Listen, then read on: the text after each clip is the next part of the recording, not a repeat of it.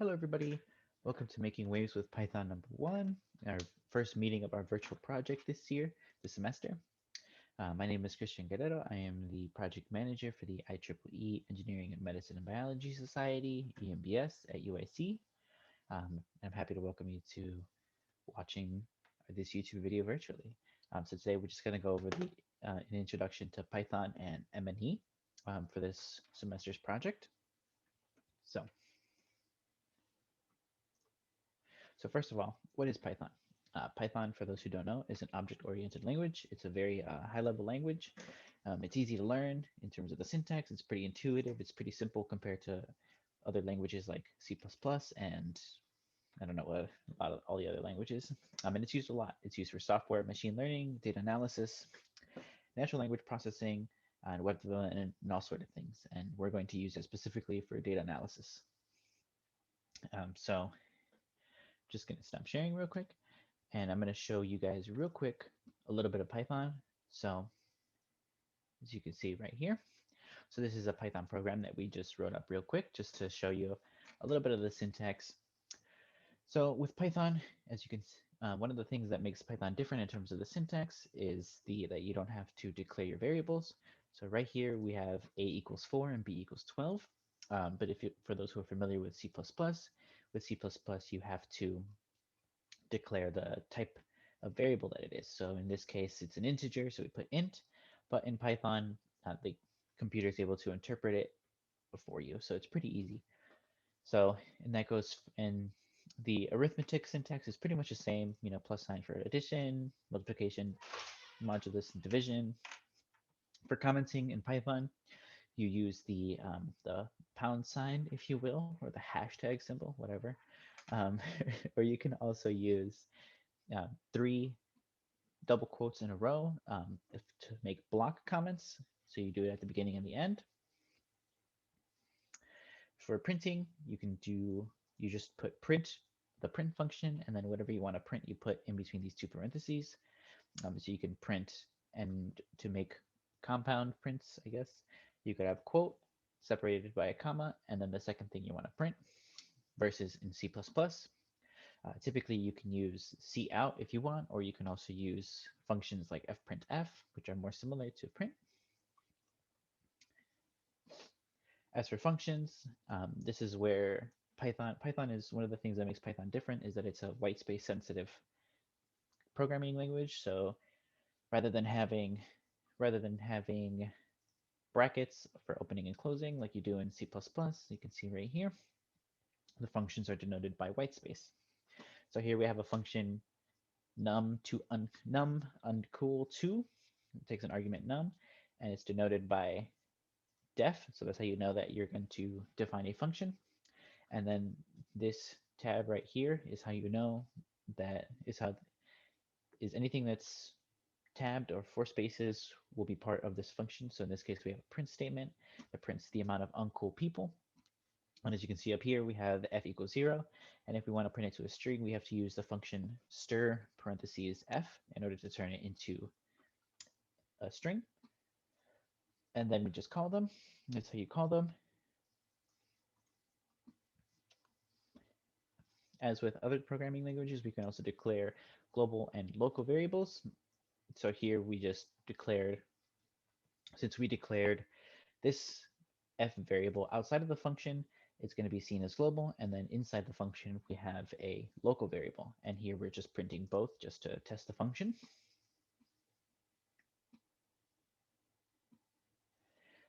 Another thing that's important to know is classes, which are just basically ways to organize information and just holding different types of information in the same place that you can access all together. So here we have a making waves class. We have a couple member functions, def your name, your year, cool, and all their arguments. As you notice, again, they're all separated by tabs. So we have one level of tab for the class, and then another for each of the individual functions. And then here we can just call an instance of the class. And like in C++, we can call it using the dot operator. And yeah, so C++ is pretty similar to classes in C++. So here we have a class closed by the parentheses We have some member functions that are declared within, some member functions that are declared without, outside of the scope of the actual class. And then of course we have like the member variables.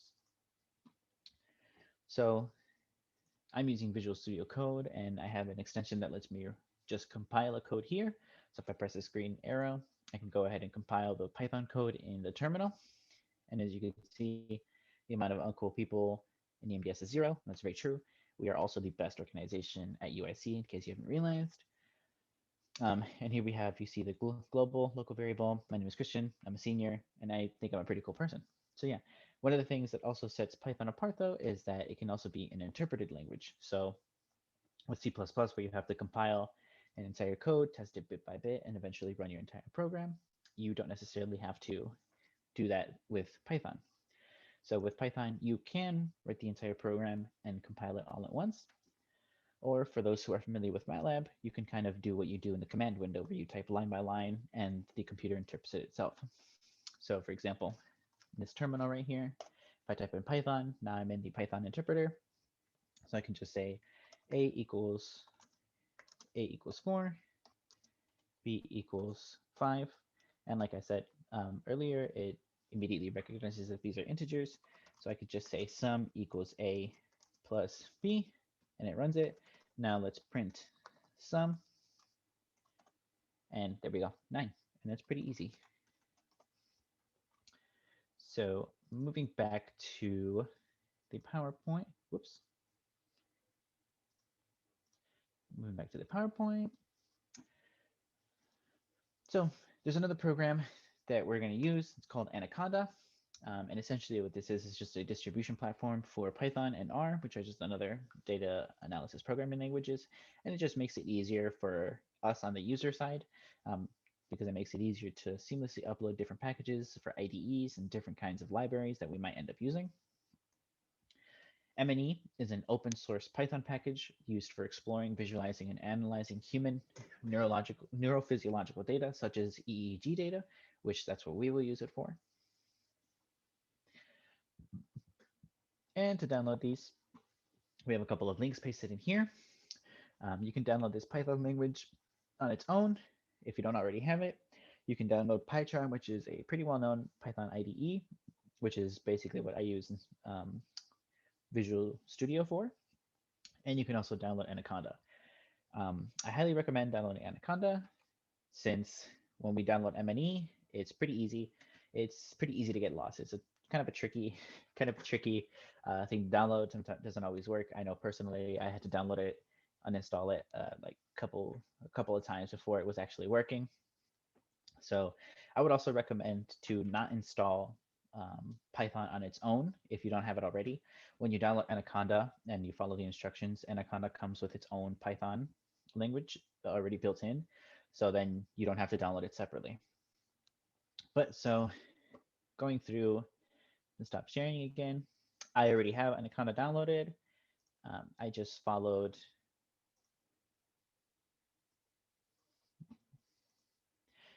these instructions, which is in the link. So we just have this, the Anaconda website, scroll down, and then you can get the type of graphical installer that works for you. You know, I'm using Windows. I don't know if this will be the case for everyone. I downloaded the 64-bit, but that didn't end up working. So I ended up downloading the 32-bit.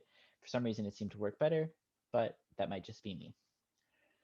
And then you can follow the installation instructions on their documentation website for any kind of operating system that you have, and just verifying that everything works. And so the way that you do that, in my case, I already installed it since I'm using Windows.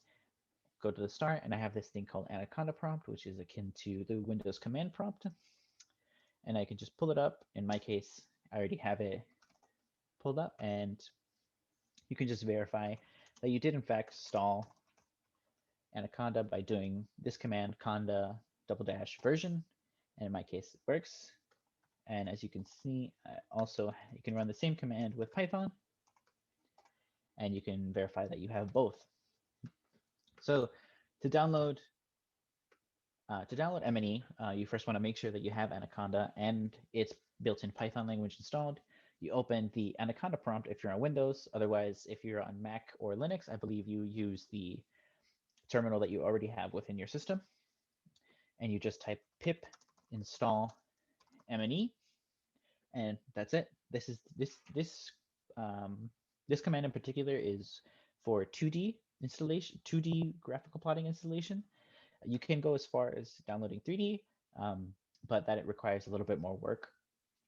I personally haven't gotten it to work, but I will try to, and hopefully I can share that with you guys as well. But so pip install mne, enter.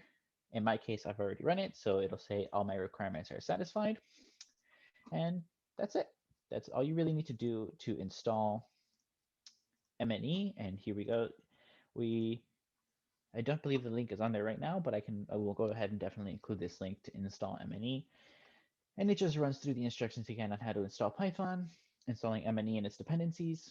Like I said, we're using the sensor level analysis, but you can go as far as installing 3D plotting and source analysis if you want. And then just testing it, verifying that you installed everything, and using a Python IDE to make it easier to run.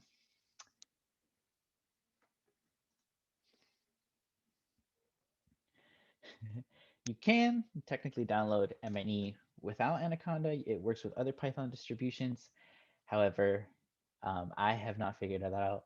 I know the person who was very instrumental in helping make this PowerPoint and helping me figure out MNE, Haley, she also didn't figure it out without Anaconda. So we're just going to say don't download it without Anaconda. If you figure it out, please feel free to share that with us. That'll make it easier for anyone else in the future. But if you decide to, we can't really help you. So best of luck. Yeah. And Python, we already went through a little bit of the basics, so we'll skip that. And we're just going to go ahead and do a little bit of bio review for those who don't remember or just don't know.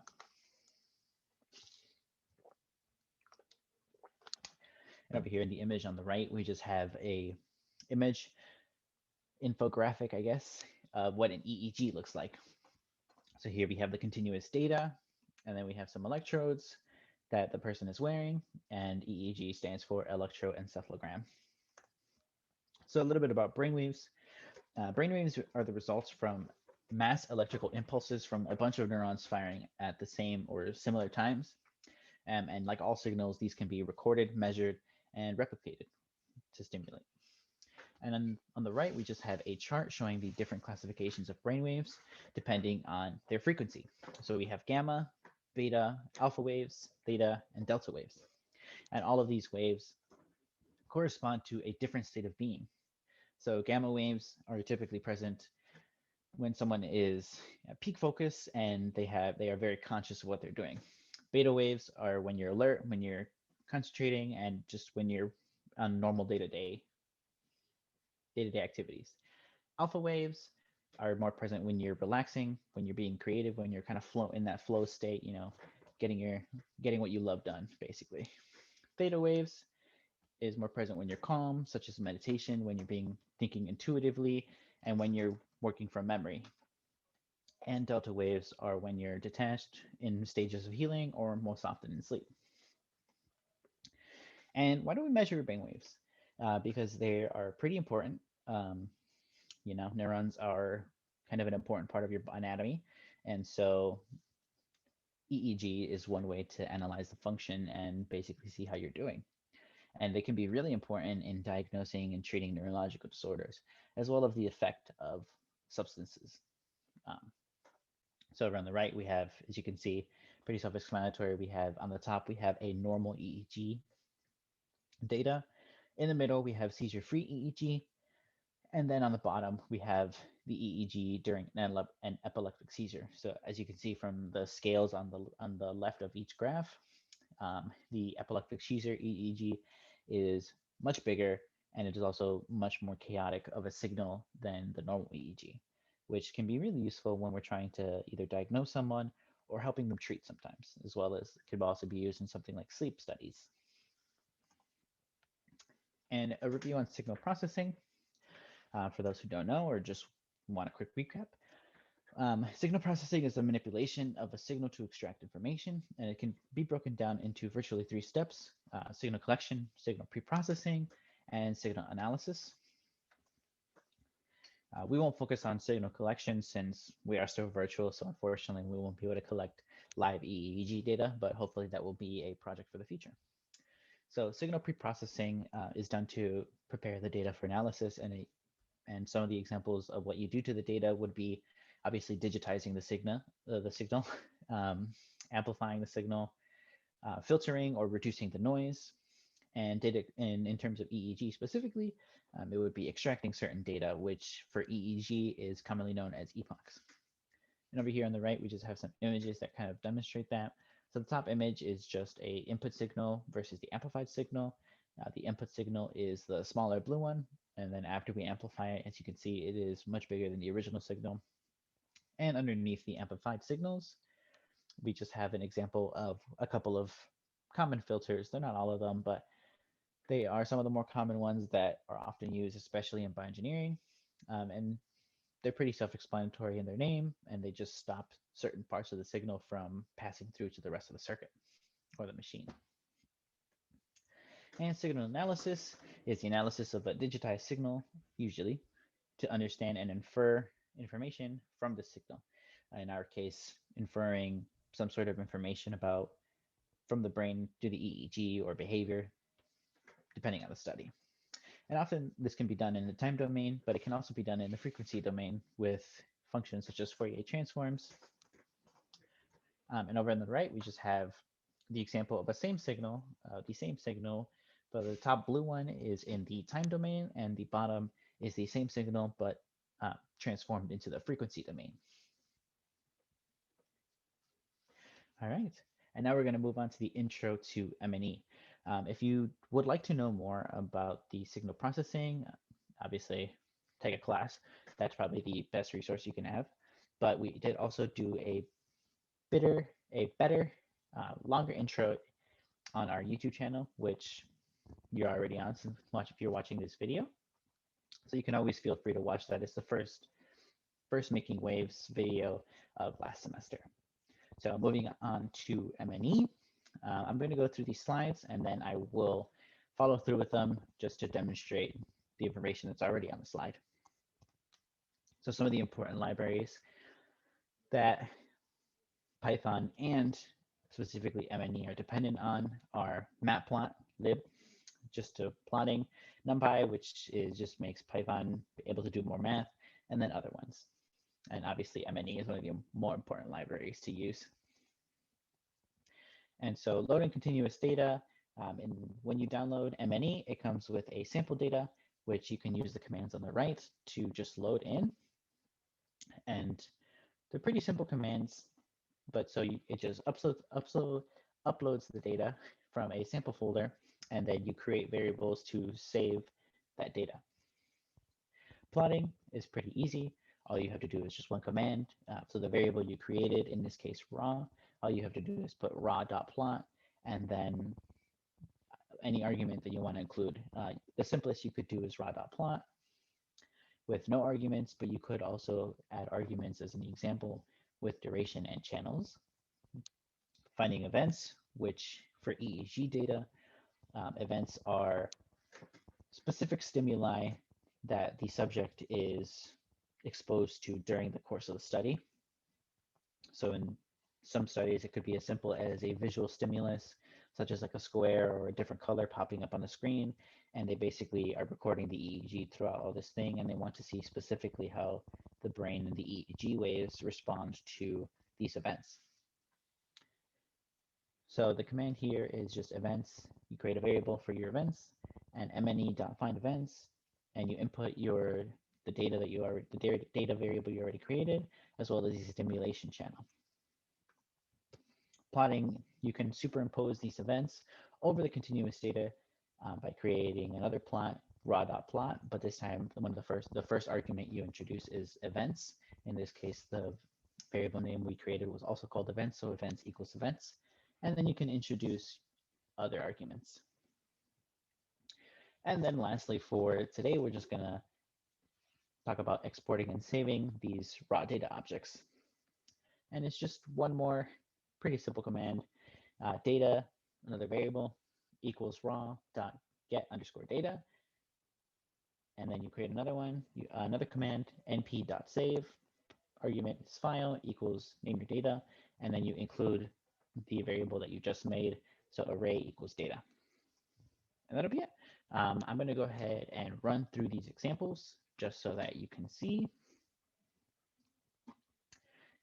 And in case it wasn't completely clear, all of these commands are going to be run in the Anaconda prompt terminal, assuming you have Windows.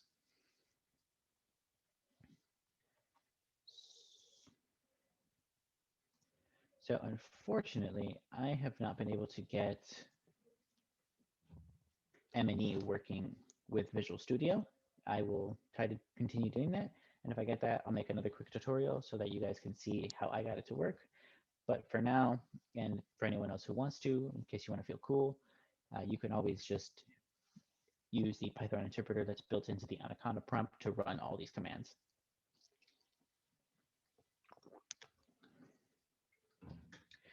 So to enter into the Python, all you have to do is type Python, and then you enter the interpreter. So in this case, these first four commands, import OS, and press enter after every command.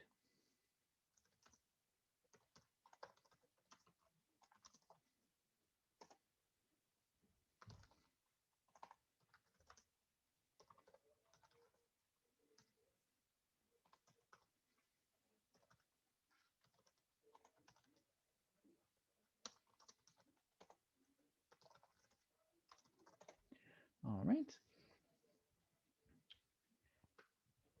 First part done. And so we're just going to go ahead and load the sample data. So hopefully, I believe I've already ran this command, so it should be up here. Okay, so finding the folder, getting the data, then saving that raw data to its own file.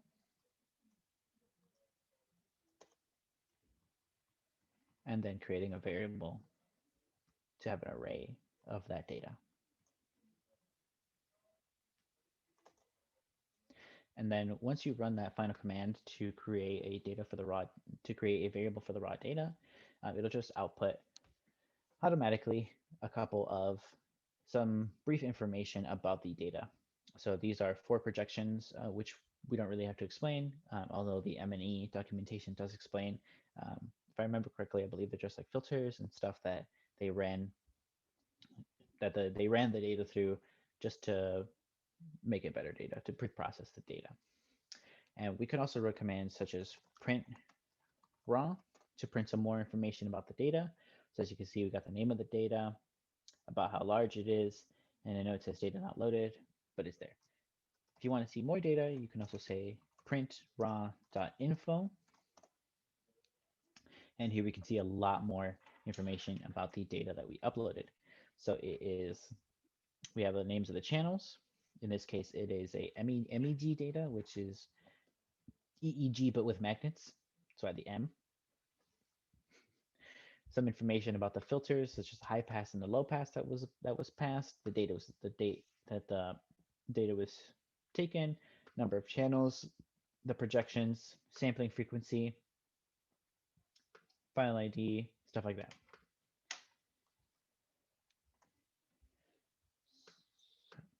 So moving on to plot the data. As I said earlier, you can do as simple as raw.plot without any arguments, and it will plot the data. As you can see right here, we have the data plotted.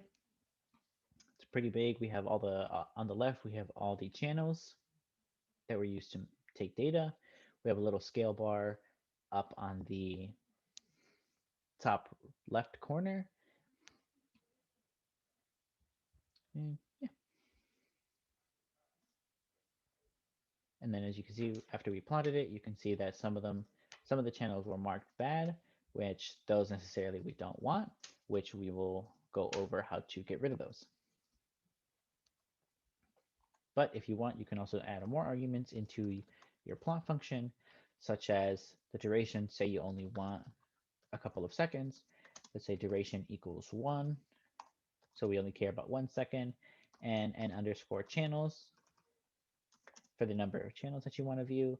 Let's say in this case, we only care about 2 channels. So just press enter, and then I'll get the same plot again, the same data, but in this case, I've only plotted 2 channels, and I've only plotted them over 1 second. As you can see, we have here 2 channels, 113 and 112, and we have the scale bar, and we only have it from 0.0 to 1.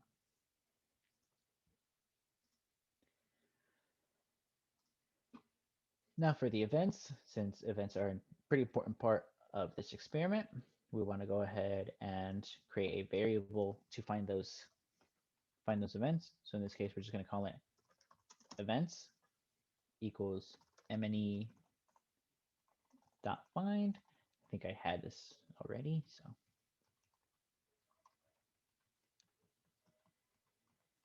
there we go. mne dot find underscore events. Import the raw data, and then we have the simulation channel, which in this case is simulation channel 14. Enter. Some more information is printed that there's 319 events throughout this experiment, and then just an array of the event IDs. And now we can superimpose these events over the continuous data that we already plotted. So again, oops. So again, with the plot.raw function, raw.plot function, we can do as simple as events equals events. And that'll just plot the continuous data with the events superimposed onto it. So as you can see here, we have all the same data that we saw earlier, but these blue lines right here that I'm clicking on are the events that happened throughout the experiment. So in the documentation about the experiment, I'm sure it says what exactly this data is, or what exactly the simulation was. But as you can see, this is where it happened, and you can kind of more or less see that something might have occurred in some of these channels when the event occurred. But we can go farther with the arguments, saying something as raw.plot.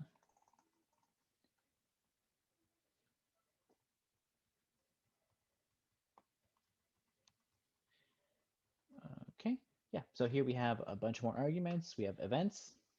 Then say we want to start at 5 seconds, and we want it to go for 15 seconds. So in this case, it'll go from 5, last for 15 seconds. So from 5 seconds to 20 seconds. And we're going to make the continuous data gray. If we wanted, I could also add the other argument right here, add an array for the event color so that I can mark each event a different color, as you can see in this example. But we're just going to leave it at this for now. And if I press enter, again, I will print out the data. Whoops. I'll plot the data, but this time I'll have the events in different colors. I'll have the continuous data in different colors, and I'll only view from 5 to 20 seconds. Right, so as you can see, here we have all the data, same channel, scale bar, all 30 channels. The events are still here, but this time we're only going from 0 to 20 seconds. And as you can see, all the events are still here. Yeah. And then exporting and saving the events. In this case, we're going to save the data that we just used from the variable raw. So we're just going to create another variable for data, raw.get data. And then we're going to use numpy.save file equals whatever you want to name your data. Sample, save it as a numpy file, and make sure you include the data variable that you just created into the array, and you're all set. And then when you're finished with the program, you can just type the quit function, enter, and you automatically go back to the base, which is the Anaconda. And so that's pretty much it for the first virtual meeting. Congratulations for sitting through however long this video ends up being. Really glad that you stuck through it all the way and hope you learned a little bit. And definitely be on the lookout. We'll be uploading the second meeting of this project to YouTube. So keep an eye out for that. And definitely I recommend if you I have my email right on this last slide. I definitely recommend that if you have any troubles downloading the Anaconda application, I guess, the Anaconda application, or downloading MNE after you've already downloaded Anaconda, please feel free to reach out to my email. I'll be more than happy to try to help. And if I can help, if I can't help, I will try to refer you. Hopefully, Haley can help. She also downloaded this Python library, MNE, and so she might be able to help as well. But if you have any questions, feel free to email me. Any concerns, want to be more involved, we can figure something out. But so feel free to email me. I highly, highly recommend that everyone downloads Anaconda, download MNE, Python, start playing around with Python. Definitely play around with MNE. I'm sure you can figure more things out than I've taught you here, and probably more things than I can shove into a couple of virtual videos. So you can, obviously, so you can definitely highly recommend playing around with these and just having some fun in your free time. Thanks for stopping by, guys, and hopefully you enjoyed it.